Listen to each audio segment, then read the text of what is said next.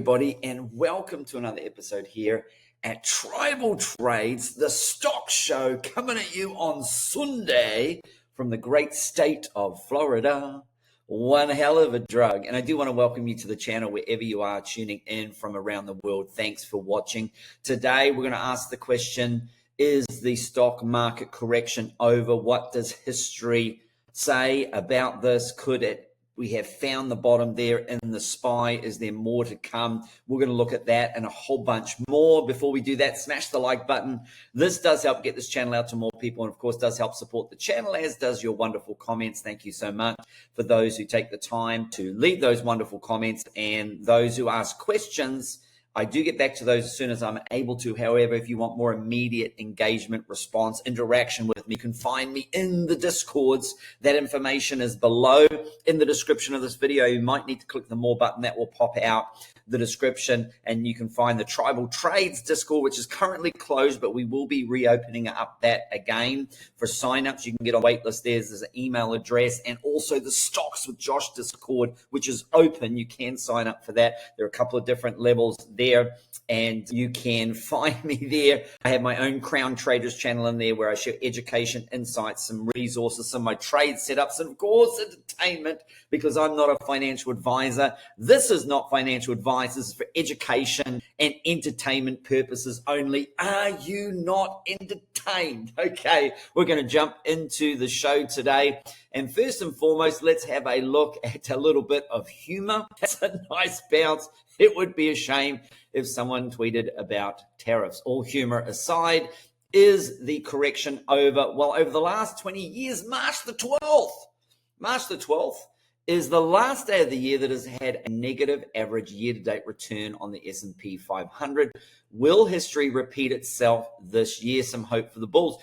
Do you think that history will repeat itself, or are we going to go deeper? Are we going to go lower, or was that it? Very interesting question, some very interesting data there. Okay, and when the poor old Magnificent Seven weren't looking so, they lost over 830 billion in market value just last week. One day last week, marking the largest scale single day loss in history. I believe that was on March the 10th. So absolutely got savage there. Did you manage to buy the dip? And what did you pick up? I want to know what you picked up in this drop here. And then, of course, we know that Berkshire Hathaway's cash pile swells to a new record. Did they buy the dip? It'll be interesting to see if they have any purchases there, if they've deployed any of that capital, or they're waiting. Okay, and then, of course, we talk about since World War II, there has been 48 total 10% corrections on the S&P 500. How many of those have turned into bear markets? Only 12 of them, so about 25% of the time. So, and we've already had two bear markets to start the decade, and those were the two closest bear markets in history. So do you think this will turn into a bear market, or is it just going to be a correction there? Very, very interesting. And also, I thought this was Jesse Cohen. I like this. Buy the close, sell the open, keep it simple. What do I say? The KISS principle. Keep it super simple. Or other people say, keep it simple, stupid. Is the other one that I've heard. That's not from me. Don't get offended. I'm not saying that, but keep it super simple. So stocks work best at night. Very interesting. Do you deploy this strategy, or what strategy do you use when trading the stock market? And I have a couple of strategies. Strategy number one is I have my longer term hold portfolio where I accumulate in the dips, and then I will only take profit in the extreme pumps green, and generally only reaccumulate in those really deep corrections. And then my other portfolios are about trading those quicker swings, ins and outs there. And so we're going to have a look at some of those buys and how we are going. And I wanted to talk a couple of things about the SPY. And first of all, what I want to look at here is we're right at the 50-week moving average. We did find a Fibonacci level there at 561. And so you do have that 100 EMA on the weekly, and then you do have the 200 weekly moving average, simple. And so if we look back historically where the SPY has found support in these kind of correction zones, you do see the most recent one here just back in the 30th of October of 2023, and that would have been a great opportunity to buy that dip. And indeed, I did buy that dip there. And of course, I was selling the pump. You got a bit of a double top in there, and I was mostly in cash, even on my longer term hold positions, because I felt, well, I can just accumulate more lower, and that's exactly what I've done. So I've started buying back a lot of those positions a lot lower and getting more bang for my buck, and that tends to be my strategy is that way. And so you can see now we're back at this area that we found ourselves back here. Now we didn't come down to the 200, so on these shorter ones, you can see that these corrections can be good to buy. These dips can be quite good to buy. You can see they're all fairly close together there, but I want to go back for a little bit further and deeper corrections there.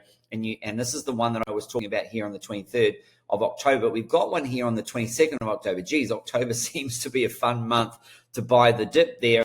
And that one actually came all the way back to the 200 weekly moving average. And I think that's very interesting how that has done that. And then if we go back a little bit further in time, we go our time machine here.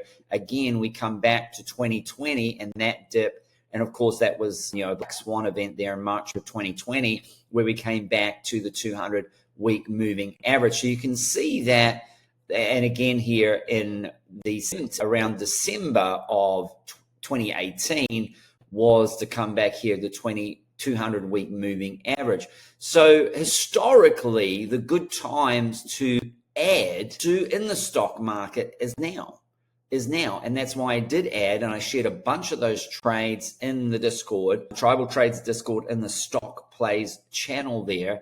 And we're going to go over some of those plays, and I do have my cheat sheet that we can have a look and see how those plays, how some of those plays went. But you can see that these are quite separated. So that's one of the differences, though, that in previous corrections, big separation here. So be careful, because we could see a further move to the downside. This 100 EMA on the weekly is coming up, at $532 there. And then you would expect that if we do come down to the 200 week moving average, then we'd come back down at around that 478 area on the SPY. And if we do look here at the SPY, this is very interesting that we've lost the 200 day and the 200 EMA on the daily, and we've temporarily at least lost the 50 week moving average. So you feel like a possibility that we could come down to that 100 EMA on the weekly time frame there, or the 200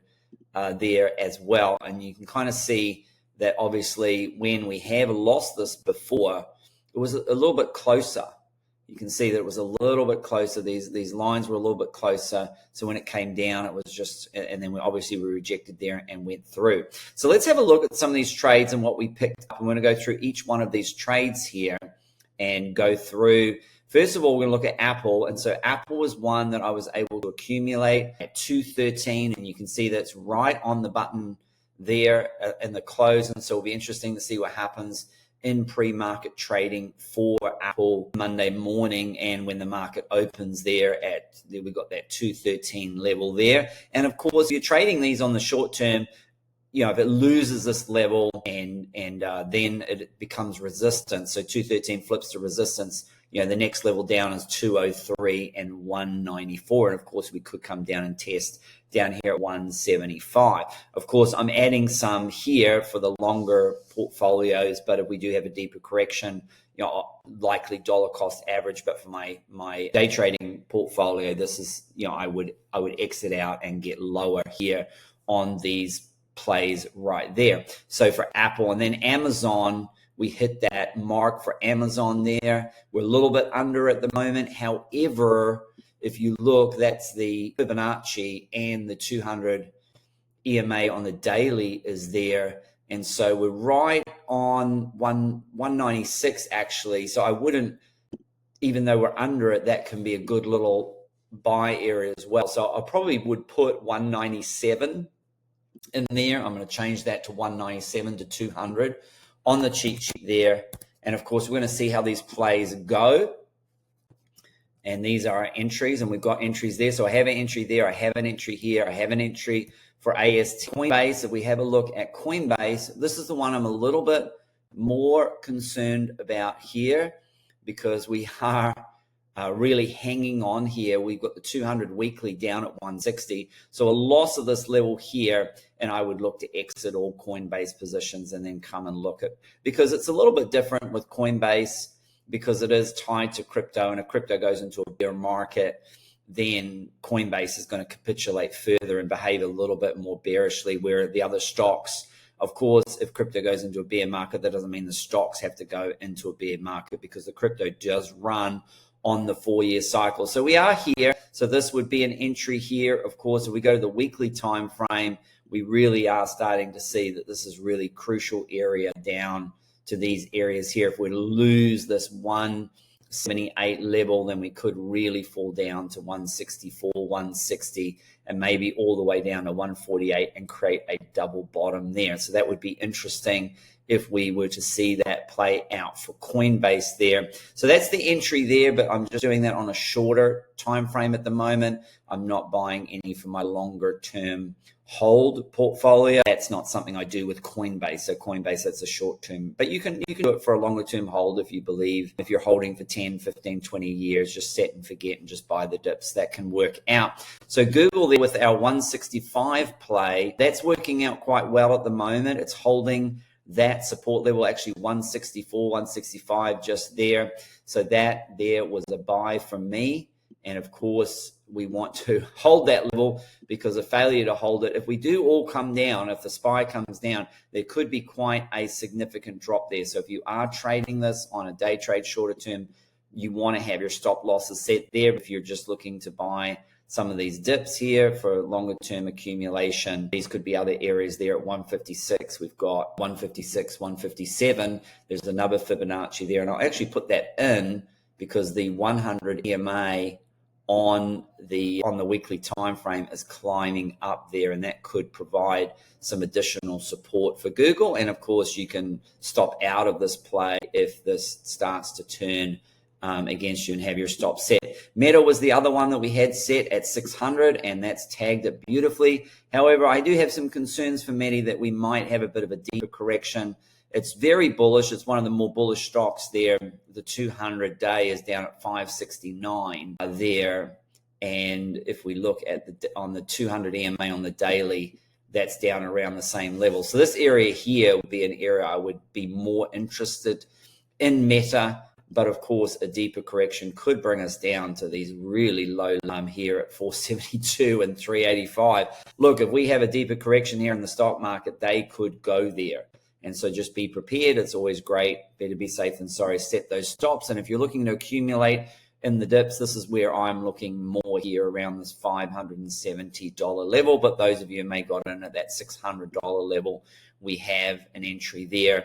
That would be more of a shorter term swing trade for me on that one there. Okay, let's look at MicroStrategy. I know a lot of people very interested in MicroStrategy. 297 that did come down and tag that level. I did say to everybody, people were up here buying around here. I was like, I would start to get interested around the $200 level. So this level here would be more of a quick in and out trade to make some profit here. This is what I'm looking at for more. If I was to buy for more of the longer term, somewhere around this area and here, 175 at the 100 EMA on the weekly, up to around that $200 Fibonacci. That's what I'm looking for there. Of course, NVIDIA, the 107 level, that was an absolute banger entry that I gave there. That's already up at 121.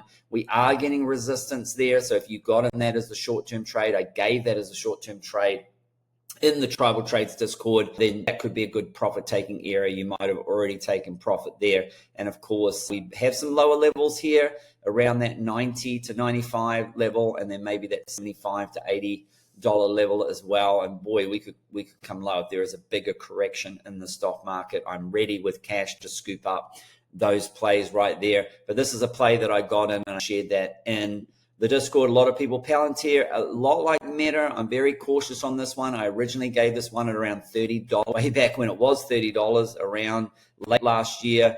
And then I took profits on this one, and I did get in a trade here at 75. This one was one that I gave in the Discord there for the Palantir. There you go. There's the entry there. So again, that would be more of a quicker swing trade. That would be my other portfolio. If we were to come down to these lower levels, I would look to add for the longer term portfolios. Now, Tesla has had a huge move to the downside, but I gave numerous trades in the stocks play section of the Discord, and really this has come down to that 200-week moving average. So this for me is a trade, both trades, both my day trade portfolio and my longer term one has added here for this one. So let's see how this plays out even down at this level. I shared that in the Discord, and those that were able to pick that up might have gotten some huge, lovely moves there. It doesn't mean that we can't come back down to these levels here,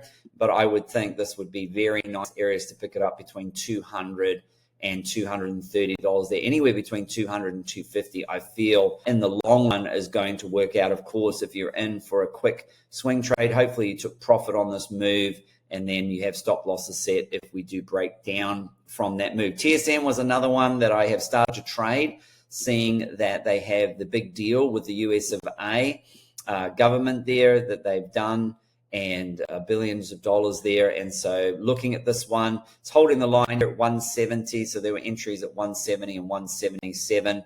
So for those that got the entry there, there's the 170 entry. And that also can be for a quick swing. You know, you might want to swing a quick day trade up from that 170 level up to 177. So that may have already played out. And for those who want to accumulate, this is not a terrible area there, just around, but we are under the 50-week moving average and have been rejected there. So there is danger that we come down to these lower levels here at 152 and at 127, currently the 100 EMA on the weekly and the 200 EMA on the weekly respectively there. And of course that 200-week moving average is all the way down at $120 there.